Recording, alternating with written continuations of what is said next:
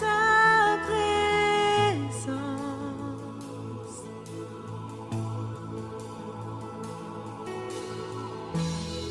J'ai vu, j'ai goûté l'amour le plus doux. Mon cœur est enfin libre et ma honte disparaît. Dans ta présence,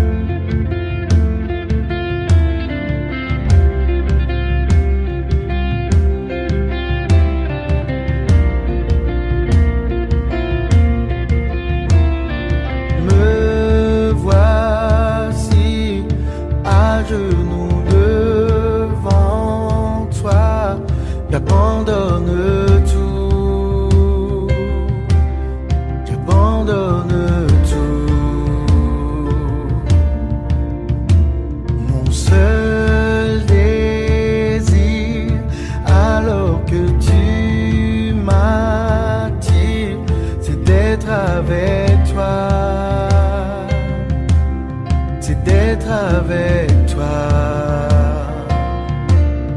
Je m'abandonne.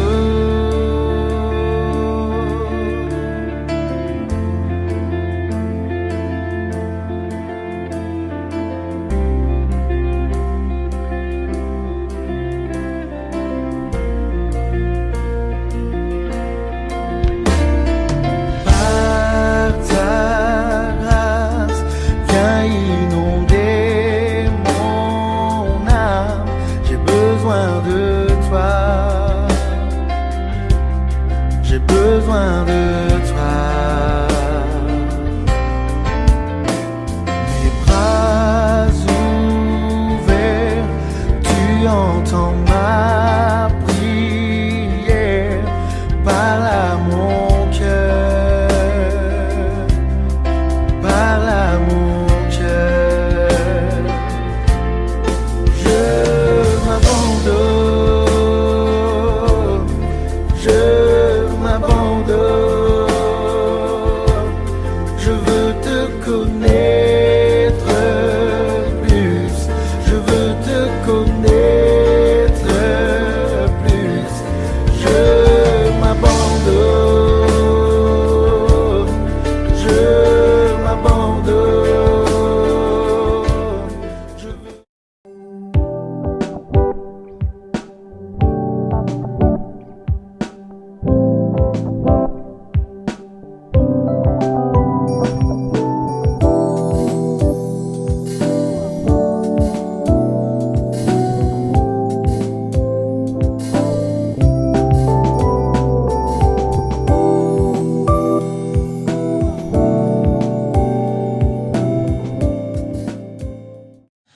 Bonsoir à tous, je suis heureux de vous retrouver ce soir pour cette émission Étincelle.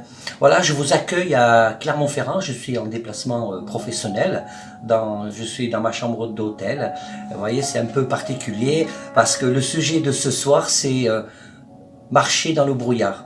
Alors j'ai trouvé cette glace tout à fait pertinente. Je me suis placé comme ça exprès parce qu'en fait l'image que vous voyez là de moi en face et de moi derrière, c'est la bonne image que j'ai trouvée pour imager mon propos de ce soir. Parce que lorsque nous sommes dans la difficulté, lorsque une épreuve nous tombe dessus tout d'un coup, et qu'on a l'impression effectivement de marcher dans le brouillard, de ne plus savoir où on met le pied, de ne plus savoir dans quelle direction passer, ou de se sentir tout d'un coup tout seul, parce qu'on ne ressent plus la présence de Dieu. Il y a des fois, effectivement, qu'on ne ressent pas la présence de Dieu physiquement. Or, la foi ne consiste pas toujours à penser que parce que j'ai la foi, je vais toujours constamment ressentir la présence de Dieu.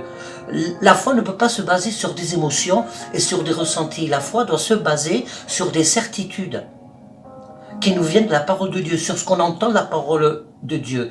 Et quand nous sommes dans l'épreuve, eh bien nous devons croire que quand Jésus a dit « Je serai avec toi tous les jours jusqu'à la fin du monde », tu auras des épreuves, tu auras des tribulations, des difficultés, mais je serai avec toi tous les jours jusqu'à la fin du monde. Et croyez vraiment, et ça c'est le défi que nous devons relever chaque jour, à chaque situation que nous traversons, à chaque incompréhension, à chaque blessure, à chaque attaque de l'ennemi, à chaque attaque de nos contemporains, à chaque épreuve que nous pouvons traverser. Le Seigneur, il est avec toi. Il est avec toi. C'est un petit peu cette même image que tu vois qui se reflète sur moi. Le Seigneur, quand il est avec toi, bien, il te regarde comme tu me regardes là. Il est par derrière. La Bible nous dit que Dieu nous entoure par devant et par derrière. Voilà. Il nous entoure. Dieu, il a cette vision simultanée de toi, que toi tu as de moi en me regardant avec l'effet miroir. Voilà. Et je voudrais vraiment que ce soir tu sois rassuré parce que ça c'est une vérité spirituelle et fondamentale biblique. Je suis comme vous, nous sommes tous pareils, nous n'aimons pas vivre dans l'épreuve, nous n'aimons pas la souffrance. Et pourtant, quand elle arrive, elle est là. Et l'épreuve dit bien son mot. L'épreuve nous met toujours dans une forme de brouillard et pourtant, le Seigneur attend, parce qu'il est avec nous, par devant et par derrière, le Seigneur attend que nous puissions avancer. Je vais vous lire cette perle que je considère comme une perle qui nous encourage dans les moments difficiles, dans les moments compliqués. C'est Jacques chapitre 1, verset à partir du verset 2. Mes frères, considérez comme un sujet de joie complète les diverses épreuves auxquelles vous pouvez être exposés, sachant que l'épreuve de votre foi produit la patience, mais il faut que la patience accomplisse parfaitement son œuvre, afin que vous soyez parfaits et accomplis sans faillir en rien. Il faut que la patience accomplisse parfaitement son œuvre. Je voudrais m'attarder ce soir sur 2 mots. Le premier mot, c'est regarder. Regardez. Donc, mes frères, regardez comme un sujet de joie complète les diverses épreuves auxquelles vous pouvez être exposés. Vous voyez, il y a 2 sortes d'épreuves. Je ne vais pas parler de l'épreuve parce que qui vient de notre propre fait. On peut prendre des mauvaises décisions, on peut avoir eu des mauvais propos vis-à-vis de quelqu'un, vis-à-vis d'une situation dans lesquelles ces mauvais propos rebondissent sur nos vies comme un boomerang. On peut avoir pris un mauvais chemin qui nous amène dans des difficultés. Mais là, c'est pas une épreuve qui vient de Dieu, c'est une épreuve que nous créons nous-mêmes. Et pour être clair, pour pouvoir vraiment avancer et faire le point, nous devons considérer avec honnêteté intellectuelle et spirituelle ce fait-là.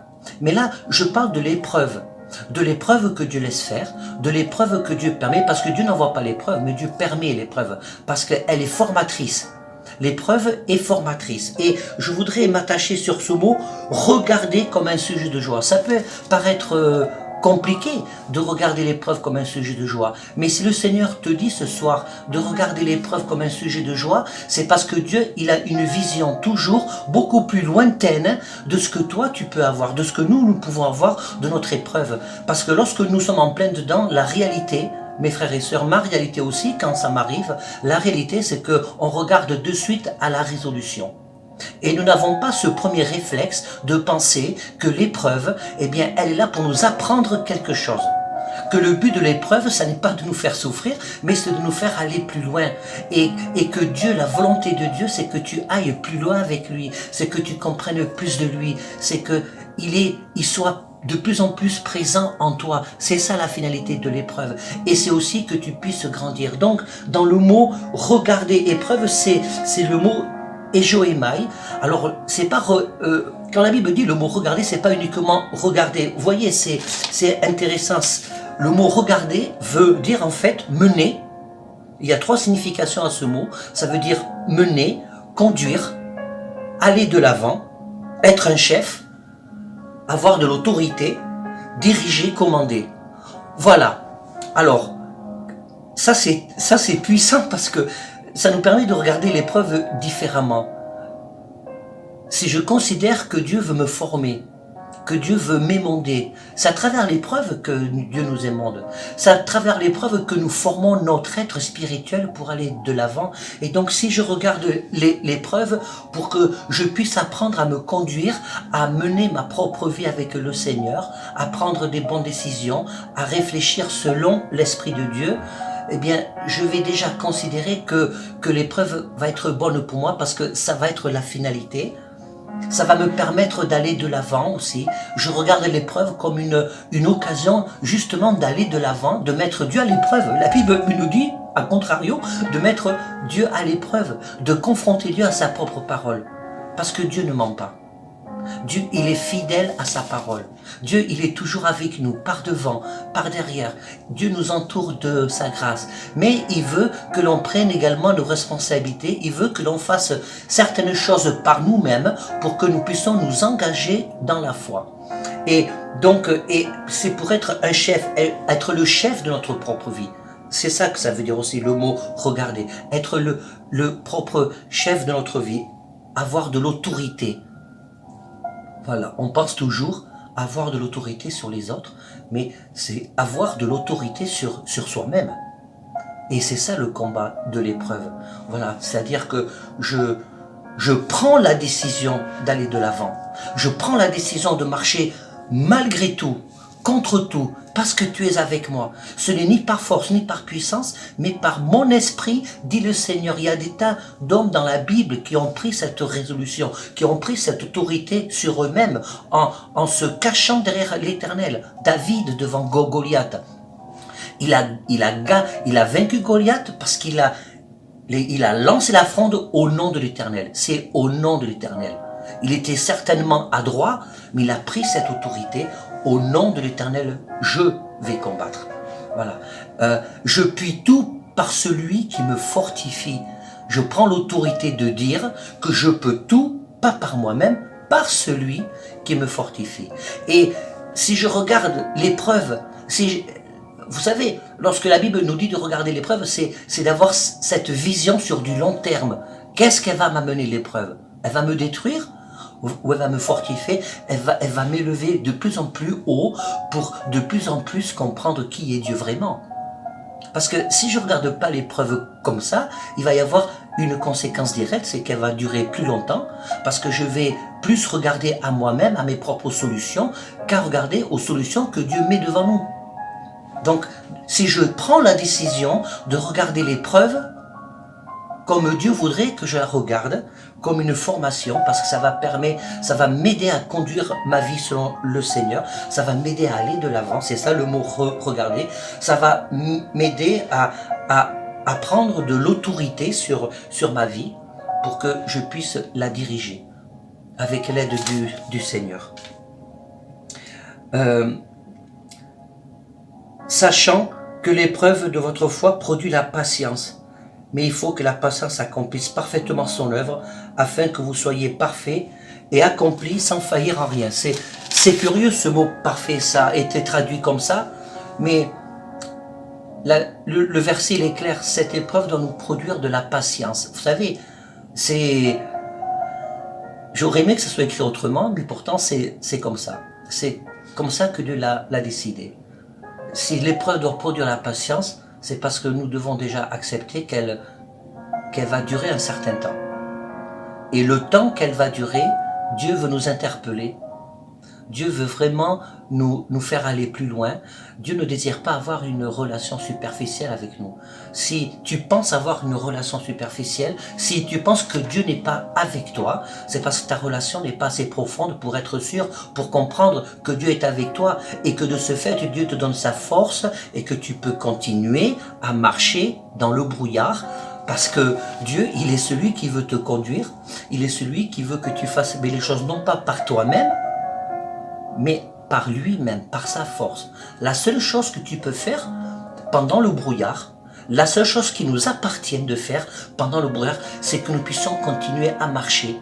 Ça, c'est notre action. Ça dépend de nous. Ça, c'est nous qui devons prendre la décision de le faire. C'est de continuer à marcher. Nous devons toujours avoir notre part d'action. Les choses ne se font pas toutes seules. Je ne grandis pas tout seul.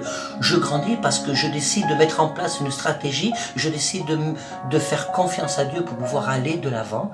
Et là où je vois que j'arrive à une impossibilité, Dieu prend le relais. C'est comme ça que ça se passe. Et lorsque Dieu nous dit que l'épreuve doit nous amener afin que vous soyez parfaits, alors, c'est pas le mot parfait, vous l'avez bien compris, je pense, c'est pas compliqué de le comprendre comme ça. C'est pas le mot parfait dans le sens, y a rien à te reprocher, non. C'est bien plus profond que ça. C'est le mot téloïs qui est employé. Et le mot parfait, eh bien, il a plusieurs significations. C'est amener à ses fins. C'est à ce qui ne manque rien. C'est parfaire. Vous voyez, c'est Dieu désire nous parfaire. Dieu désire parfaire notre formation spirituelle. Dieu désire parfaire notre être intérieur, notre homme intérieur. C'est aussi rentrer dans la vertu, dans l'intégrité. C'est le fait d'être adulte, mûr, agir. Autrement dit, voilà un voile qui nous est levé et qui nous aide à chacun d'entre nous à marcher dans le brouillard, parce que si tu marches dans le brouillard, tu peux au moins savoir où tu vas. Vous savez, c'est ça la foi. La Bible nous aide à savoir où nous allons, mais l'épreuve ne nous montre pas par où nous allons passer, mais nous savons où nous allons. Voyez, on ne connaît pas notre avenir, mais nous savons où nous allons, parce que nous sommes sauvés pour l'éternité. Et c'est comme ça dans tout le domaine avec Dieu. Donc, le but de l'épreuve, là, on peut savoir pourquoi le but de l'épreuve. Ça produit la patience, mais la vraie finalité, c'est ce mot parfait qui est téléoïs. Ça doit nous amener à ses fins. Dieu veut avec toi aller à ses fins. Dieu veut avec toi aller jusqu'au bout du chemin. Dieu veut faire en sorte, ça veut dire qu'il ne manque de rien, qu'il ne manque de rien. Dieu veut parfaire ta formation.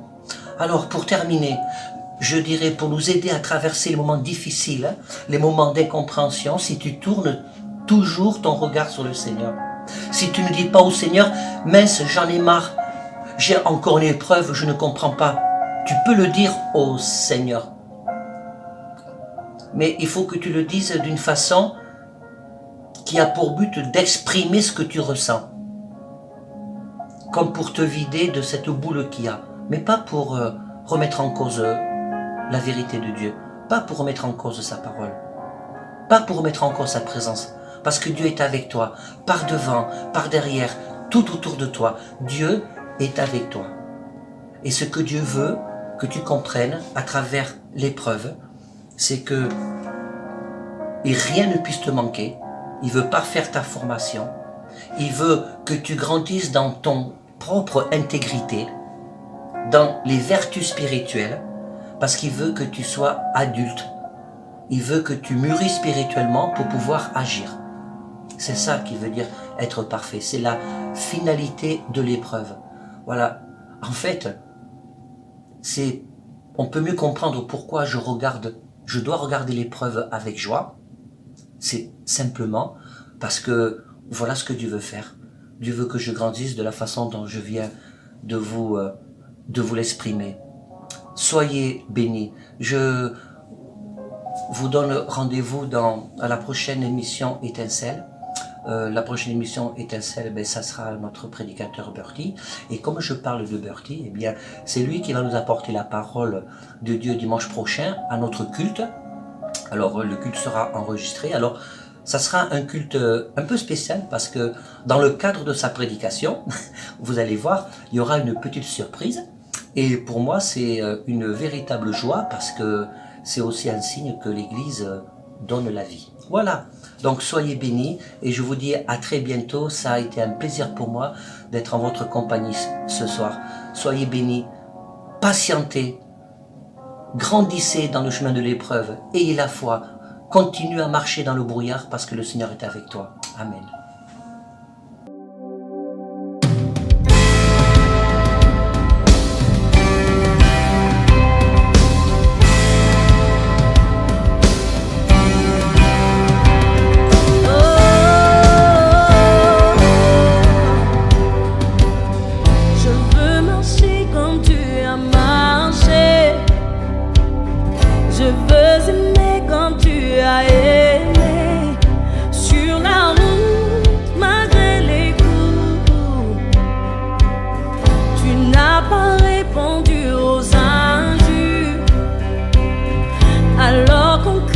Sur ta figure, tu as méprisé les clous.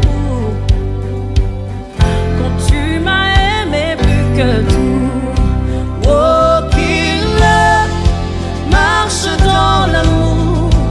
Oui, je veux marcher chaque jour dans ton amour, car la miséricorde triomphe du jugement.